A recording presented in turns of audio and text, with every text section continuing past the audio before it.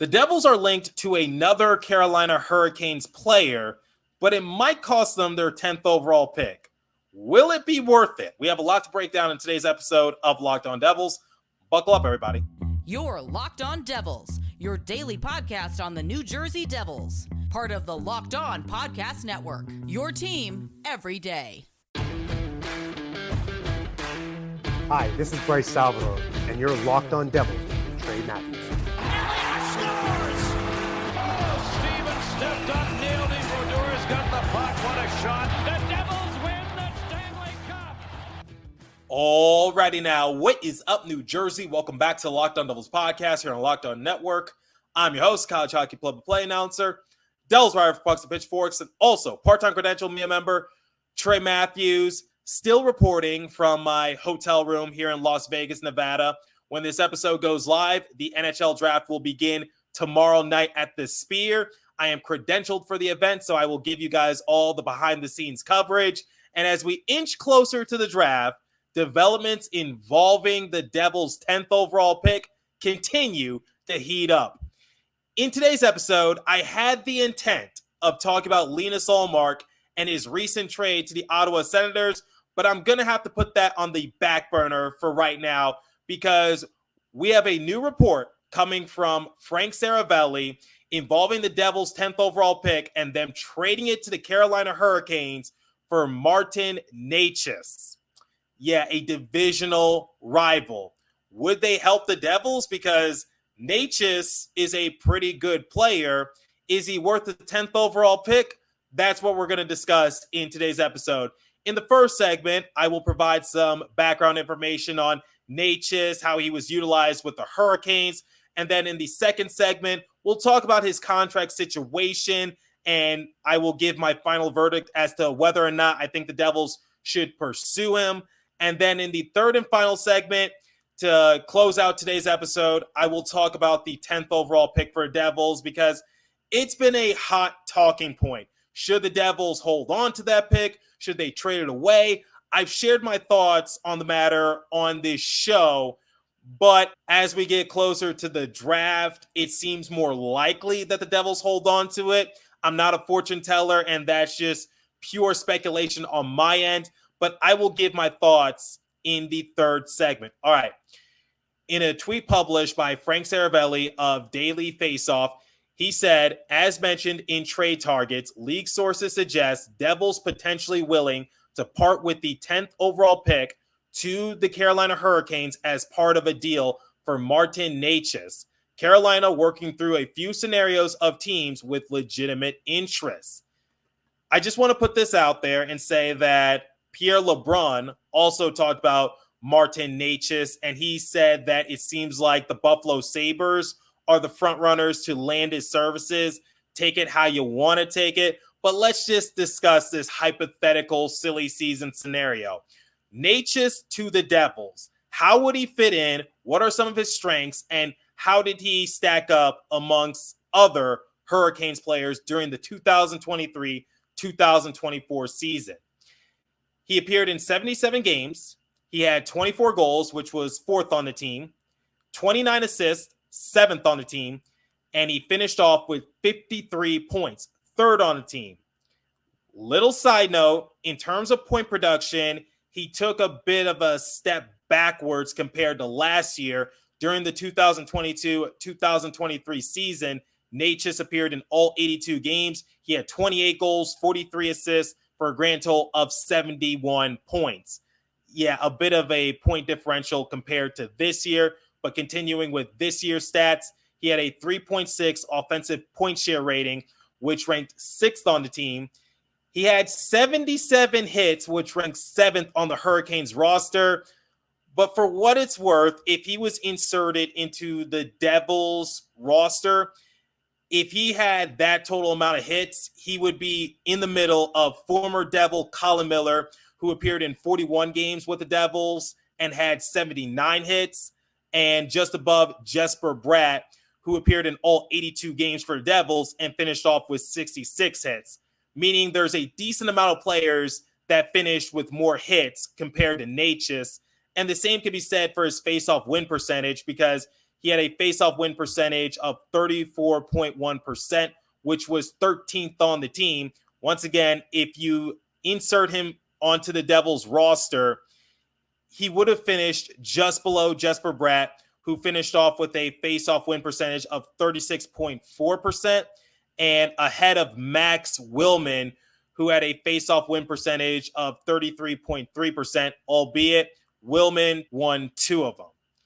Necas is an offensive-minded player, and almost a quarter of his points came via the power play. And as we all know, the Devils' power play, it took a bit of a dip as the season progressed, and I think they finished in a respectable position, considering the fact that they were one of the top power play teams in the entire NHL to kick off the year. Then they dealt with a few injuries, primarily with Dougie Hamilton, another former Hurricanes player, and that's sort of where the ship sank. But digressing a little bit, when we look at Necas, that kid has speed to burn. I found this snippet on the Hockey News, and it states the 2017 first-round pick is one of the NHL's fastest skaters. His top speed was clocked at 23.68 miles per hour this season, and he's in the top 5 for total bursts over 22 miles per hour per NHL Edge. And he's able to utilize that speed to be a consistent threat in transition. How would he fit in with the Devils? Well, I just said he has speed to burn, and his primary position is center.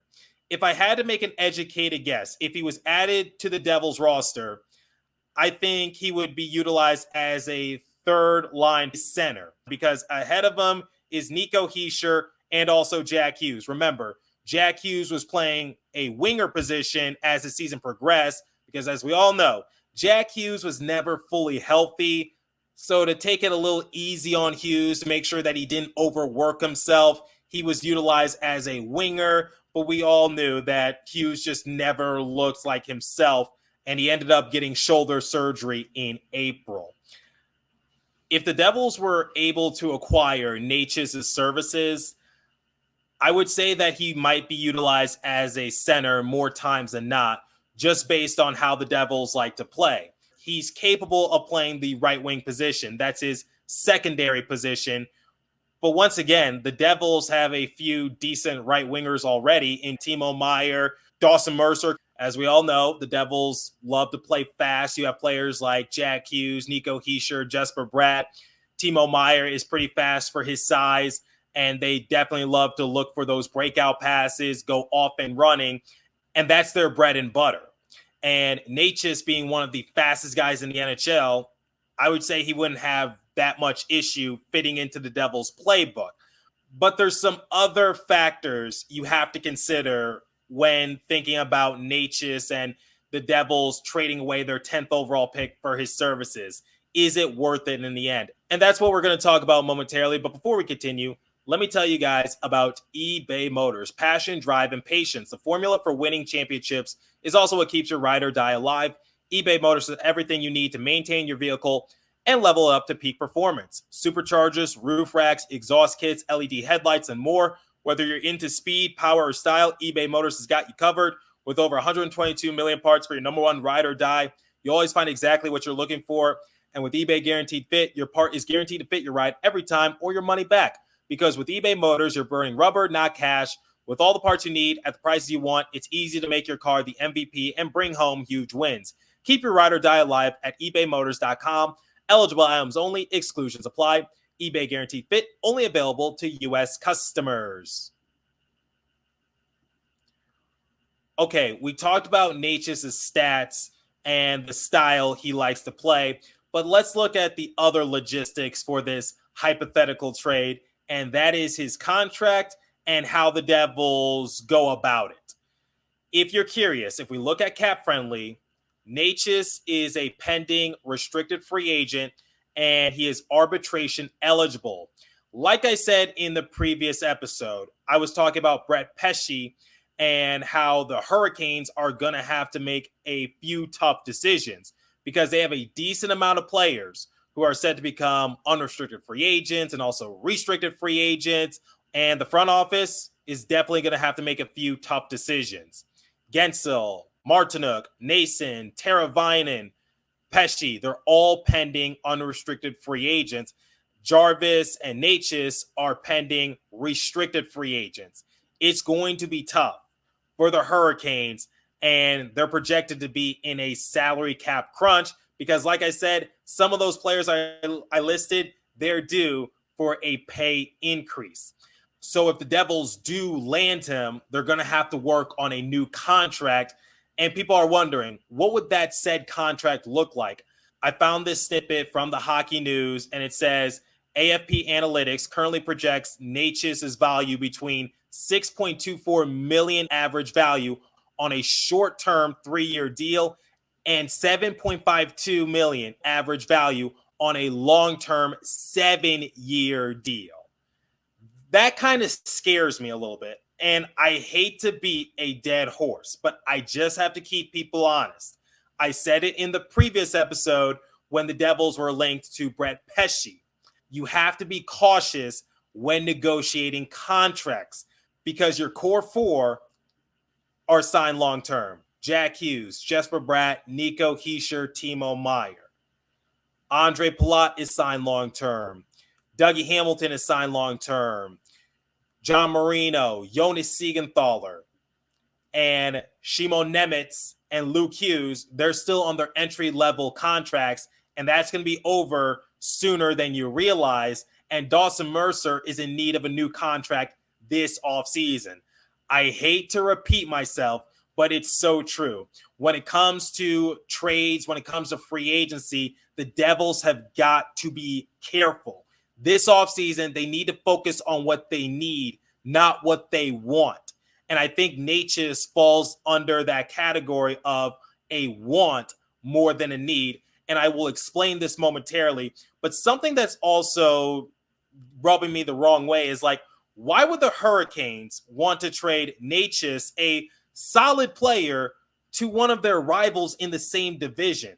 That doesn't really make much sense. And there's already a few former Hurricanes players on the roster, Dougie Hamilton and Eric Haula, and the Devils are linked to Brett Pesci.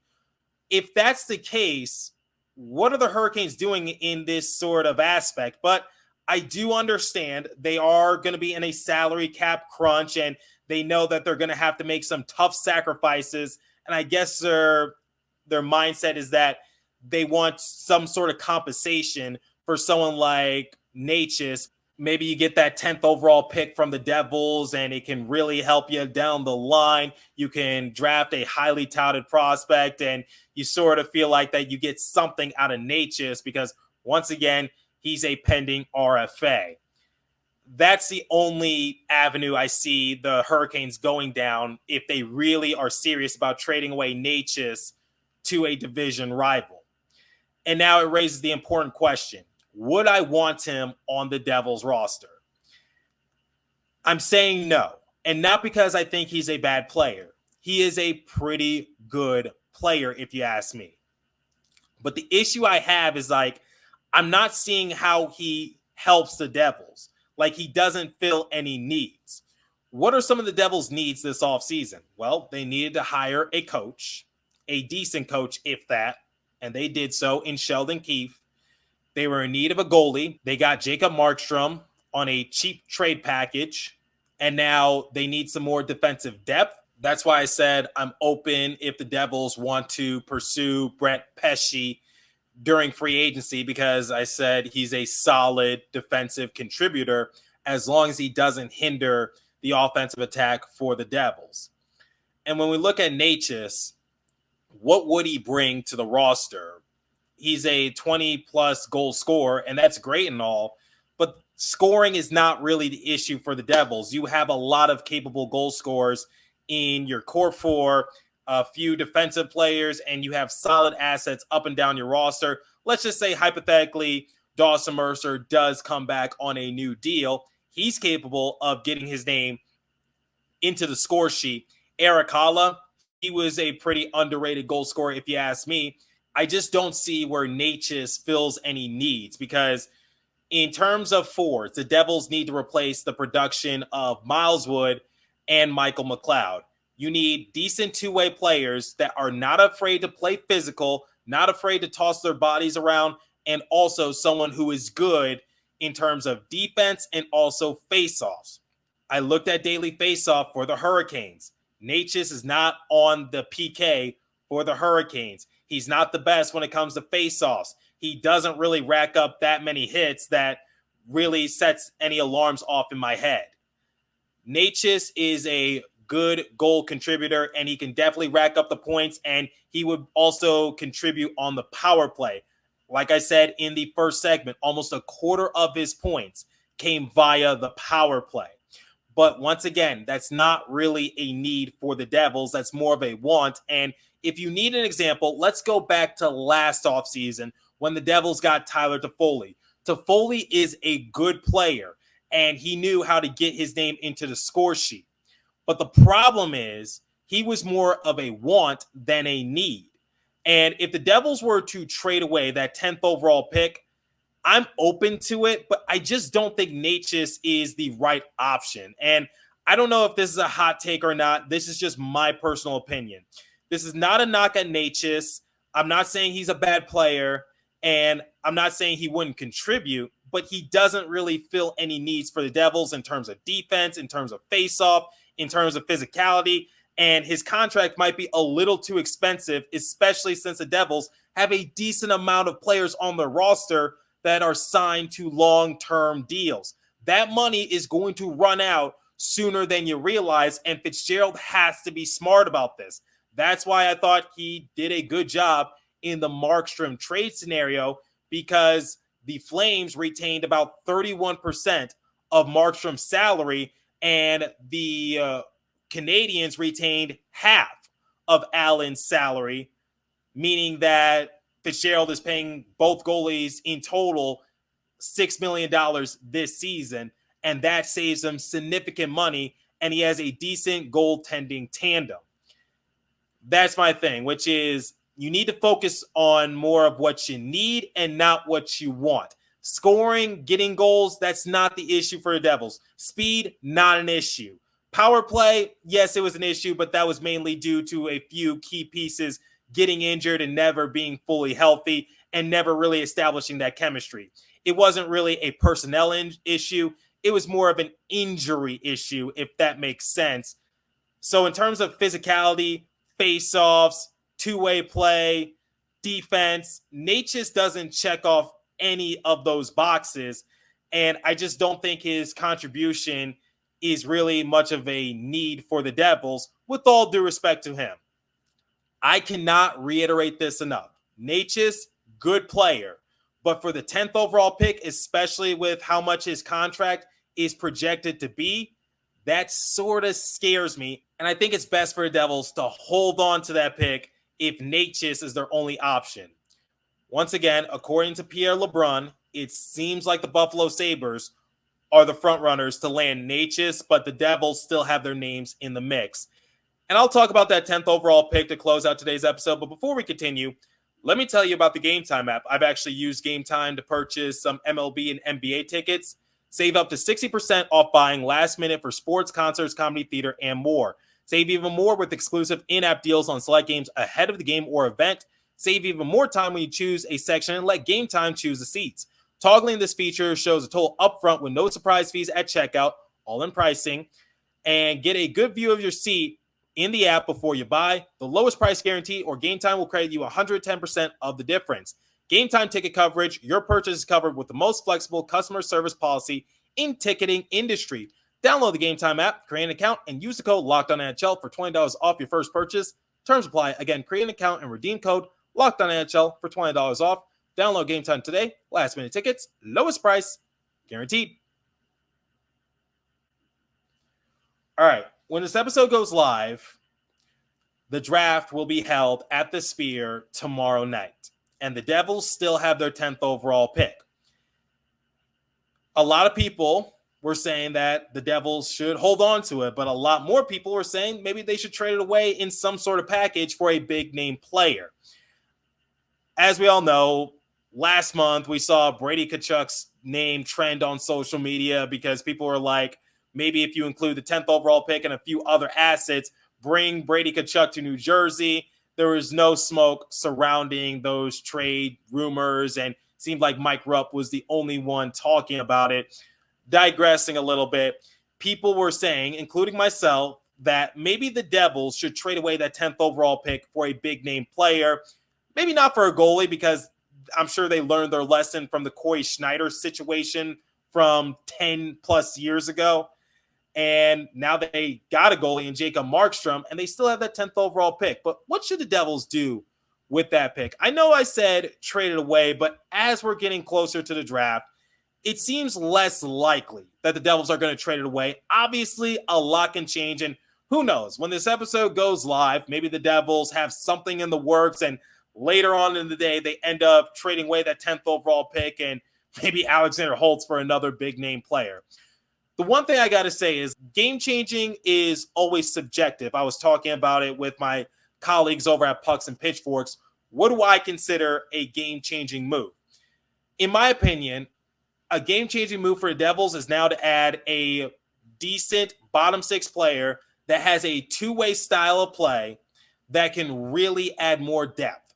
And the same can be said on defense. The Devils have a lot of defensemen that focus on offense, like Dougie Hamilton, Luke Hughes, Shimon Nemitz, and they need to add some more defensive depth. And I've been seeing a few comments linger around my YouTube videos saying like Santeri Hatakka, he's a left-handed defenseman.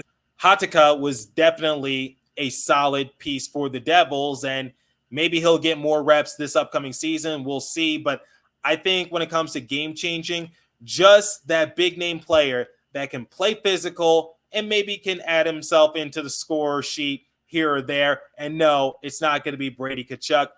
But for the time being, I think the Devils will hold on to it. And even then, if they select a highly touted prospect, you can still use that prospect later on in a trade package and get a big name player. I don't know why more people aren't talking about Lenny Haminaho. He could be brought up in trade packages. The same could be said for Seamus Casey. The Devils don't have to trade that pick right away per se. Obviously, after Friday, it's going to turn into a prospect, and you could still use that prospect in trade scenarios.